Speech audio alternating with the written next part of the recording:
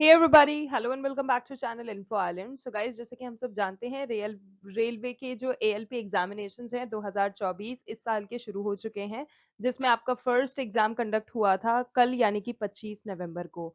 तो ठीक है गाइज, आज के इस वीडियो में हम आपका जो रेलवे ALP का 2024 का जो 25 नवंबर यानी कि कल का जो एग्जाम हुआ है उसके फर्स्ट शिफ्ट में जितने भी इंपॉर्टेंट क्वेश्चंस पूछे गए थे वो सारे हम डिस्कस करने वाले हैं आज के इस वीडियो में। ठीक है, अगर किसी भी तरह का कोई क्वेरी हो, क्वेश्चन हो, सजेशन हो या फिर किसी भी तरह का कोई रिकमेंडेशन हो, तो please do let us know in the comment section down below. Those all of those comments are very much welcome on our channel. You just post a query of yours and we will come up with a solution for that.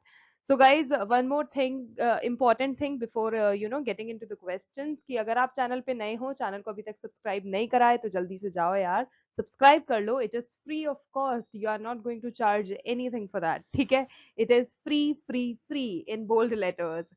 Okay, and other than that subscribing is also important. उसके साथ साथ notification bell icon को hit जरूर से कर देना, because अक्सर क्या करते हैं लोग, सब्सक्राइब कर लेते हैं लेकिन नोटिफिकेशन बेल आइकन को हिट करना भूल जाते हैं, जिससे उनको नोटिफिकेशन नहीं मिलता है। So please if you are subscribing to the channel also press the notification bell icon also, जिससे कि आपको जब भी हम किसी भी इंफॉर्मेटिव वीडियो के साथ आए उसका नोटिफिकेशन तुरंत से अपने पास मिल जाए and you never miss any update that comes from us.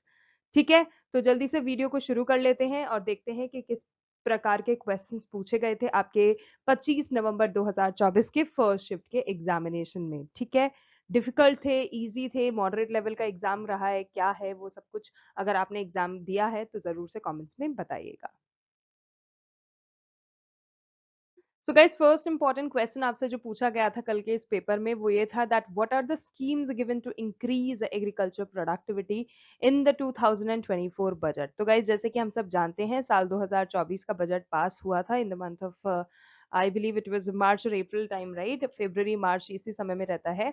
सो 2024 का जो ये बजट था उसमें एग्रीकल्चर सेक्टर से रिलेटेड भी काफी सारी स्कीम्स निकाली गई थी इस साल, एग्रीकल्चर सेक्टर को प्रमोट करने के लिए और ऐसी सारी ऐसी एग्रीकल्चरल एक्टिविटीज को लाने के लिए जो कि प्रोडक्टिविटी को बढ़ाएं, काफी सारी I am so sorry, excuse me. So agriculture productivity को बढ़ाने के लिए काफी सारी स्कीम्स लाई गई थी हमारे फाइनेंस मिनिस्टर के थ्रू इस साल के बजट में। तो let's just discuss all of those, क्योंकि आपसे सवाल यही पूछा गया था कि वो कौन सी स्कीम्स थी। So guys, a total of 7 agricultural ऐसी स्कीम्स लाई गई थी एग्रीकल्चर को प्रमोट करने के लिए, जो कि आपकी टोटल 13,966 करोड़ की आप कह सकते हैं वर्थ रखती है। ठीक है, जो कैबिनेट है उसने अप्रूव करी थी 7 major schemes for improving farmers lives. ठीक है, एंड लाइवलीहुड्स, जिसका टोटल आउटले जो है, गाइज आउटले जो अमाउंट है वो भी आपको रफली पता होना चाहिए, क्योंकि एग्जाम में पूछा जा सकता है that a total of how much amount was distributed for that sector. So it is 13,966 crore in total, जिसमें गाइज ये है वो सारी 7 ऐसी स्कीम जिनके लिए ये सारा पैसा डाला गया है एग्रीकल्चर सेक्टर में, जिसमें सबसे नंबर 1 पर आ जाता है डिजिटल एग्रीकल्चर मिशन। ठीक है, दूसरा आ गया आपका crop science for food and nutritional security. ठीक है भाई, खाने की सिक्योरिटी, खाने के बनने के साथ साथ खाने की सिक्योरिटी हुआ, उसमें जो न्यूट्रिशंस होते हैं उसकी सिक्योरिटी जो हुआ उसके लिए भी है। तीसरा जो डाला गया है वो है strengthening agricultural education, management and social sciences. चौथा जो है वो है sustainable livestock health and production से रिलेटेड। पांचवा जो है वो है आपका sustainable development of horticulture, because that is also important when we talk about agriculture.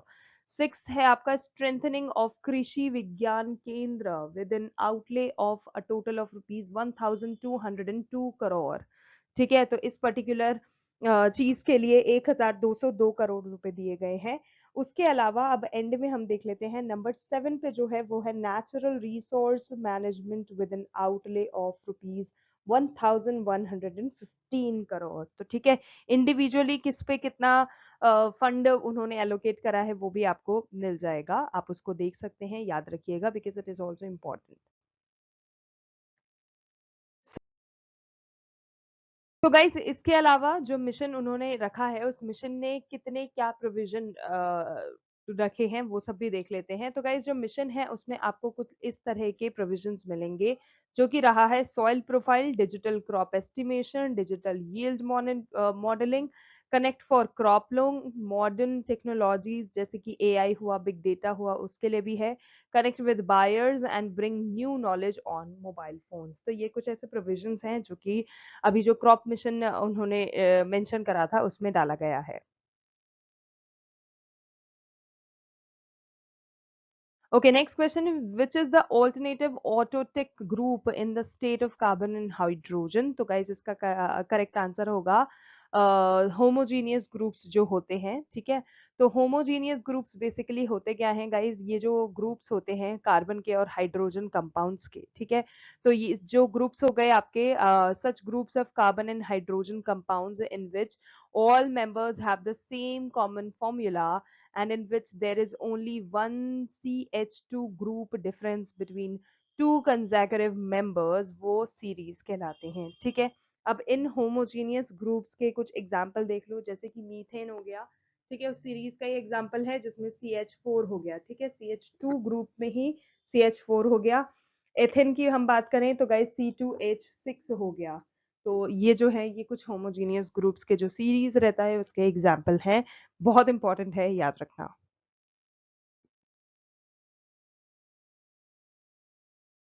Okay, next question is which energy is caused by the change of position. तो guys किसी object की जब पोजीशन बदलती है तो उसकी जो एनर्जी होती है उसमें चेंजेस आते हैं, वो एनर्जी कहलाती है potential energy. So potential energy is the correct answer. इसके अलावा which energy causes atomic particles to move. So guys ऐसे एनर्जी जो कि एटॉमिक पार्टिकल्स को मूव करती है या करने में मदद करती है, या जब वो मूव करते हैं तो उस समय जो एनर्जी यूज होती है that is called kinetic energy. So kinetic energy is the correct answer. Next question आपसे गाइस पूछा गया था, एक फ्लावर में आपको बताना था कि कौन सा क्या होता है, ठीक है। सो जो लोअर थिक पार्ट होता है ना फ्लावर का उसको हम बोलते हैं ओवरी, और जो अपर पार्ट होता है फ्लावर का उसको हम बोलते हैं स्टिग्मा। तो ऐसी ही कुछ चीजें आपको दे रखी थी, सेपल्स एक्सेट्रा एक्सेट्रा, जो कि आपको मैच करना था which part of flower is what. So that is it all about it. Lower thick part की बात कर ले तो ओवरी हो गया, अपर पार्ट की बात कर ले तो स्टिग्मा हो गया। And guys for that only यहाँ पर मैंने एक आपको पिक्चर प्रोवाइड कराया है so that you can have a better understanding of a flower, that which part of flower is what in a detailed form, right. तो गाइज नंबर वन यहाँ पे देख लो, आपका नंबर वन क्या है, ये वाला जो पोर्शन है ना, let me just pick up a pen here. Okay, so guys ये जो नंबर वन हो गया, this is your ovary of a flower. Number two अगर हम बात करें which is this particular thing, तो गाइस ये हो गया स्टाइल। नंबर थ्री की अगर हम बात करें this particular thing, so this is the stigma of the flower. Number four पे अगर आपको देखना है कि नंबर फोर क्या है, सो नंबर फोर पे अगर हम बात करें जिसमें 3 2 1 आ गए हैं, ये हो गए आपके pistol of a flower. Number five जिसमें यहाँ पर आपको ये चीज दिखाई दे रही है, this is anther of a flower. Number six यहाँ पर आप देख सकते हो, उस एंथर के नीचे ये जो ग्रीन कलर का चीज है, this is a filament of a flower. Number seven अगर आप देखोगे जिसमें pistil, oh not pistil, anther और फिलामेंट जो है मौजूद, उसको हम स्टेमन बोलते हैं, ठीक है। और नंबर एट जिसकी हम बात कर रहे हैं, तो नंबर एट आप जैसे कि जानते हैं this is called petal of a flower. Number nine अगर हम देखें यहाँ पर आप देख सकते हैं ये जो पोर्शन गिवन है, this is the sepal of a flower. Number 10 की अगर हम बात करें, ये वाला जो पोर्शन है, this is ovule of a flower.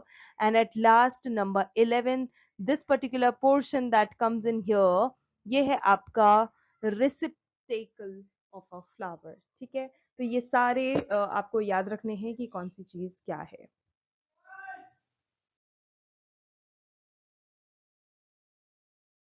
Okay, next question. Next question आपसे पूछा गया था that if light rays are coming parallel to the principal axis of a convex mirror, then how will they reflect.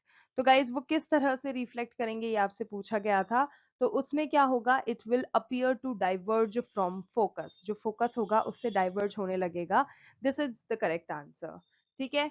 तो जो focus है आपका, the focus जो है that is the point on the principal axis, ठीक है, वो कहाँ पर है, प्रिंसिपल एक्सिस पे है, जहां पर जो लाइट रेज है वो पैरेलल है पैरेलल एक्सिस के साथ, जो कि अपीयर होंगी to diverge from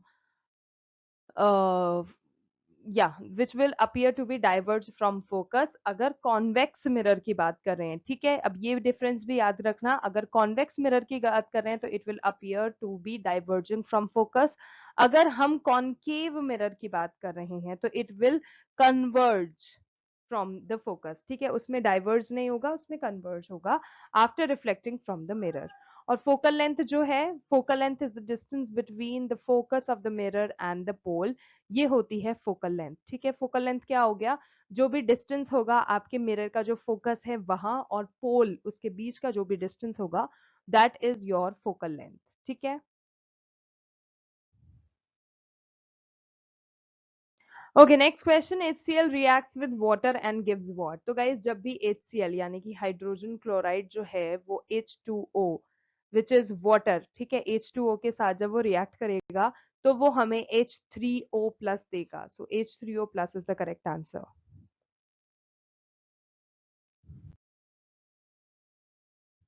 next question, if the distance between the earth and an apple, ठीक है, डिस्टेंस देखो, एक अर्थ और एक एप्पल के बीच का जो डिस्टेंस है वो x है, और जो ग्रेविटेशनल फोर्स है एक्टिंग जो कर रही है वो है F, तो what will be the gravitational force if the distance become 2x।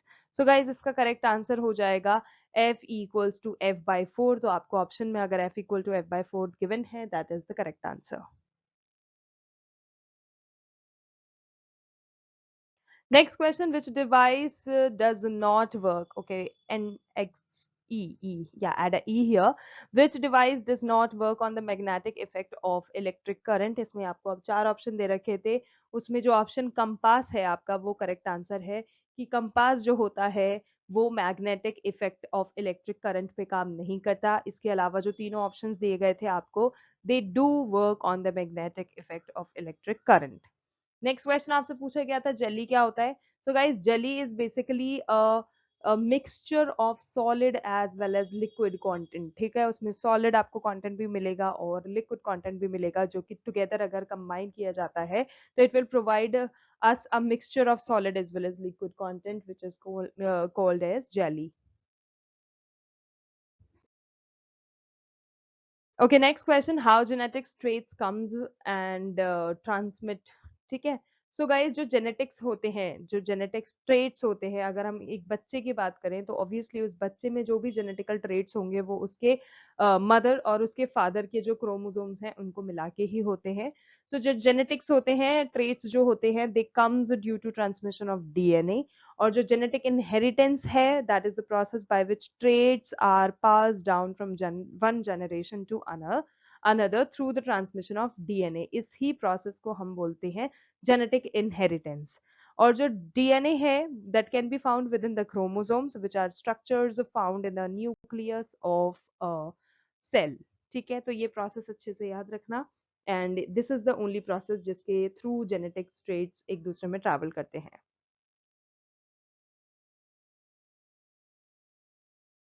Okay, next question, electric heater works on which energy. तो गाइस जो इलेक्ट्रिक हीटर होता है वो हीटिंग एनर्जी पे काम करता है, ऊष्मीय आप कह सकते हैं, ऊष्मीय ऊर्जा।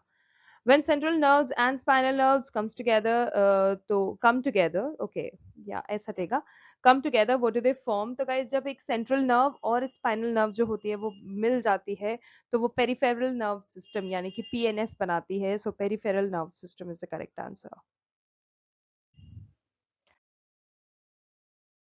Next question, why do the stars twinkle. Guys बहुत इंपॉर्टेंट क्वेश्चन है, येट बहुत बेसिक सा भी क्वेश्चन है, पर फिर भी काफी लोगों को नहीं पता होता है unfortunately, but yes this is a very important question because it gets repeated frequently repeat in the competitive exams, तो इसीलिए आपको जानना बहुत जरूरी है। सो स्टार्स जो होते हैं ना guys, they basically twinkle because the light gets distorted by the earth's atmosphere. जैसे कि हम सब जानते हैं अर्थ का जो एटमॉस्फेयर है और जो यूनिवर्स में ऊपर आप कह सकते हैं जो एटमॉस्फेयर प्रेजेंस है, काफी सारी लेयर्स उसमें रहती हैं, ठीक है। हमारा जो what is it called, okay, हमारा जो एनवायरनमेंट है, ठीक है, जिस पे हम एग्जिस्ट करते हैं, वो जो एनवायरनमेंट है उसमें अगर हम देखेंगे, अर्थ पे बहुत सारी लेयर्स हैं जिनको हम जैसे ट्रोपोस्फेयर, स्ट्रेटोस्फेयर एक्सेट्रा एक्सेट्रा ऐसी लेयर्स की भी बात करते हैं। तो हमारा जो एटमॉस्फेयर है उसमें काफी सारी एटमॉस्फेरिक लेयर्स प्रेजेंट होती है। तो जैसे कि लाइट जैसे कि उस लेयर्स को क्रॉस करता है ना, तो वो उसकी जो लाइट, जो एक्चुअल लाइट होती है, वो डिस्टॉर्ट हो जाती है। तो कहीं वो ज्यादा है तो कहीं ज्यादा है तो कहीं ज्यादा ट्विंकल करता है, कहीं कम है तो कहीं कम ट्विंकल करता है। तो उसी कारण, क्योंकि उसकी जो लाइट होती है, ठीक है, स्टार्स की जो लाइट होती है, जो उनका एक्चुअल रोशनी होती है, वो डिस्टॉर्ट हो जाती है अर्थ के एटमॉस्फेयर के कारण। जो कि लेयर से बना हुआ है, हवा के लेयर से बना हुआ है, जिसमें अलग अलग टेम्परेचर्स हैं, अलग अलग डेंसिटीज हैं, अलग अलग विंड्स हैं। तो उसी के कारण स्टार्स जो हैं वो हमें ट्विंकल करते हुए दिखाई देते हैं, but actually they don't twinkle, right. उनका वो जो एक्चुअल रोशनी होता है वही होता है, पर बिकॉज किसी लेयर में कैसा एटमॉस्फेयर प्रेजेंट है, कहीं कैसा है, उसके कारण वो अप डाउन होता रहता है, and because of which it seems like as if the stars are twinkling. So that is the reason why stars twinkle, because of the atmospheric presence there.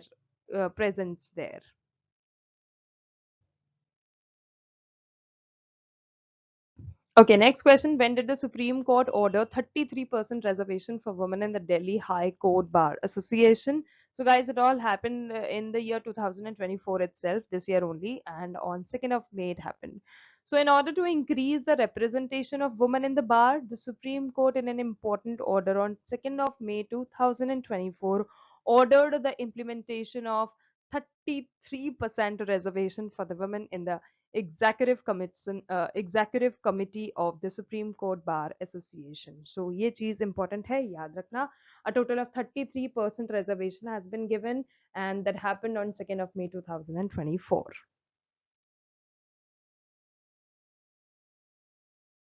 Okay, next question. Where is ATP made? So guys, ATP जो होता है वो mitochondria में बनता है, और जो mitochondria होता है उसको एक सेल का पावर हाउस भी बोलते हैं, power house of a cell. और वेरिन अगर हम एटीपी की बात करें, तो एटीपी का जो फुल फॉर्म होता है दैट इज एडेनोसिन ट्रिफॉस्फेट, ठीक है, सो दैट इज एटीपी. और जो मोस्ट ऑफ द एटीपी होते हैं सेल में, they are produced by the enzyme ATP synthase, which converts ADP and phosphate to ATP, ठीक है. ADP और phosphate जो होते हैं वो मिलके ATP बना देते हैं. और जो ATP synthase होता है वो लोकेट होता है in the membrane of cellular structure, जिसको हम माइटोकॉन्ड्रिया बोलते हैं. और प्लांट सेल्स में ही ये मौजूद रहते हैं. और यस, जो प्लांट सेल्स होते हैं उनमें जो एंजाइम्स होते हैं वो क्लोरोप्लास्ट में भी मिलते हैं. सो क्लोरोप्लास्ट इन प्लांट्स. उसके अलावा जैसे कि यहाँ पर लिखा है, आप देख सकते हैं, ATP is made via a process called cellular respiration, ठीक है, जो कि माइटोकॉन्ड्रिया के अंदर होता है. एक सेल का जो माइटोकॉन्ड्रिया होता है उसके अंदर जो माइटोकॉन्ड्रिया होते हैं, they are tiny subunits within a cell that specialize in extracting energy from the foods that we eat and converting it into ATP. So that is all about adenosine triphosphate.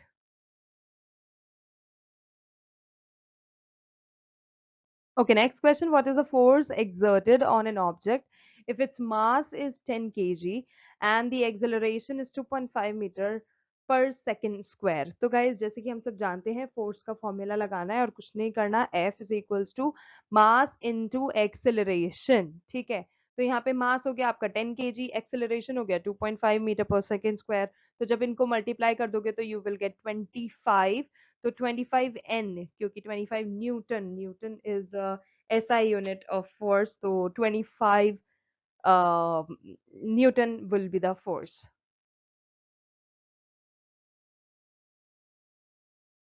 Okay, next question. Who made a record by taking 3 minutes 51.12 seconds in the 1500 meters race at the Khelo India Youth Games 2024? So Rahul Sarnalia is the correct answer, guys.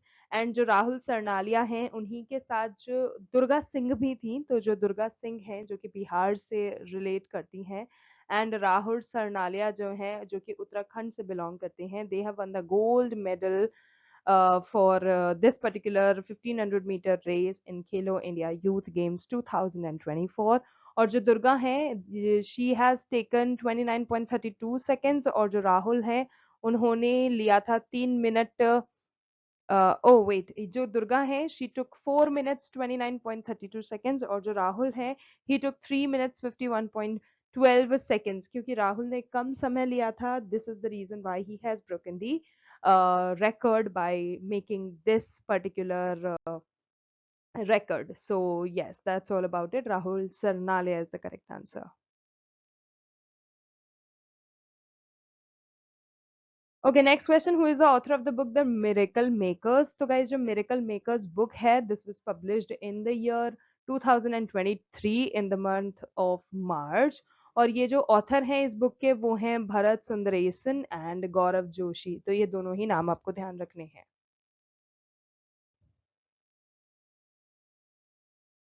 Okay, next question. National Science Awards in the field of science, technology, and innovation are given in how many categories?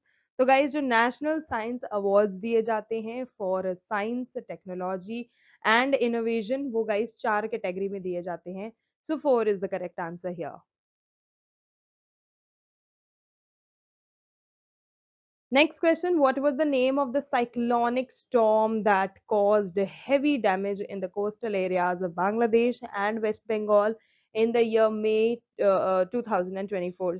Guys, जैसे कि हम सब जानते हैं अभी recently मई month में एक cyclone आया था जिसको हम चक्रवाती तूफान भी बोलते हैं जिसका नाम था रेमल. उस पर भी गाइज वीडियो बनाया था and it is available on the channel, आप देख लेना. एंड यस, लास्ट ईयर का भी जो बिपरजॉय आया था उस पर भी वीडियो अवेलेबल है चैनल पे, आप देख लेना जरूर से because it is also important. उससे रिलेटेड क्वेश्चंस भी पूछे जाते हैं. So guys, these रेमल cyclone and Biparjoy cyclone recently have caused a lot of damage in the coastal areas. तो जो रेमल था जिसने बांग्लादेश और वेस्ट बंगाल में काफी दहशत मचाई थी, तो उसका करेक्ट आंसर हो जाएगा इसका रेमल साइक्लोन. और गाइस, जो सीवियर साइक्लोनिक स्टॉर्म रेमल था, it was a devastating tropical cyclone जिसने अफेक्ट करा था वेस्ट बंगाल एंड बांग्लादेश इन मई 2024. और it was the first depression and the first cyclonic storm of the 2024 north Indian ocean cyclone season. So रेमल cyclone is the correct answer.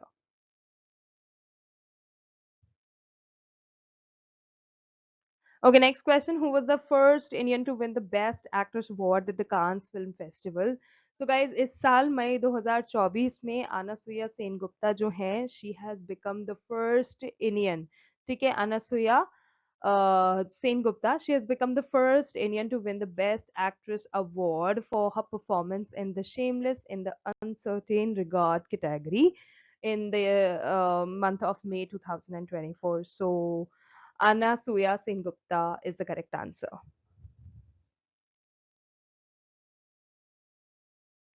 Okay, next question. Where is Gingee किला, जिसको सेंजी किला भी बोलते हैं, ये कहाँ लोकेटेड है? So guys, Tamil Nadu is the correct answer. It is located in Tamil Nadu, India, near Puducherry in Villupuram district. और इसको चेंजी, चांची, जिंजी और सेंजी इनके नाम से जाना जाता है.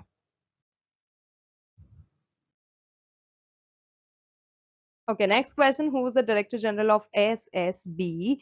So guys, SSB से मेरा मतलब है यहाँ पर सहस्त्र सीमा बल, जिसको हम शॉर्ट में SSB भी बोलते हैं. So guys, the current Director General की अगर हम बात करें SSB की, so वो है मिस्टर अमृत मोहन प्रसाद. और उनको अपॉइंट किया गया था इस पर्टिकुलर पोस्ट के लिए as a Director General of SSB. He was appointed in the month of September 2024, which was just a month ago, you can say. Okay. And अगर उनके टेन्योर की बात करें तो गाइज वो स्केड्यूल करा गया है 31 अगस्त 2025 तक. ठीक है, तो सितंबर 2024 से लेके 31 अगस्त 2025 तक उनका कार्यकाल रहने वाला है.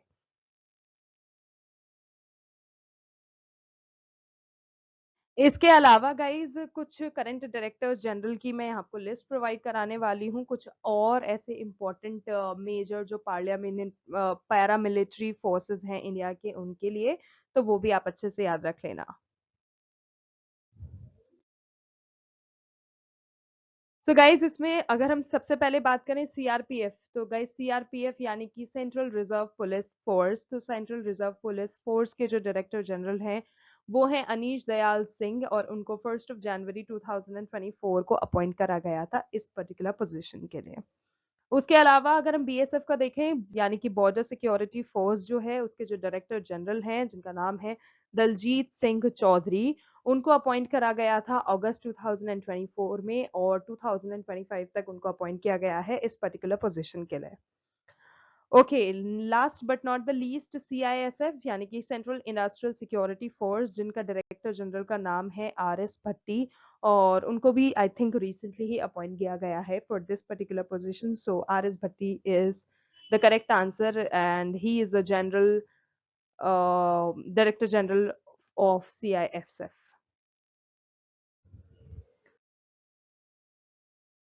सो that's all about it guys, those were the very important questions जो कि आपके रेलवे एलपी का जो कल 25 नवंबर का फर्स्ट शिफ्ट का जो पेपर हुआ है उसमें पूछे गए थे। अगर वीडियो अच्छा लगा, इन्फॉर्मेटिव लगा, then don't forget to like, share and subscribe to our channel Info Island, because this is the only platform जहाँ पे आपको सारे ही कॉम्पिटेटिव एग्जाम से रिलेटेड वीडियोस मिलते रहेंगे समय समय पर। सो आज के लिए गाइस बस इतना ही। Thank you so much for your time, thank you so much for watching. if you like the video and if you found it informative and also if you found कि कुछ रह गया है तो please comment करके ज़रूर से बता दीजिएगा। We will add that up in our next video। ठीक है, आज के लिए बस इतना ही। Thank you so much for watching। All the very best to all the candidates।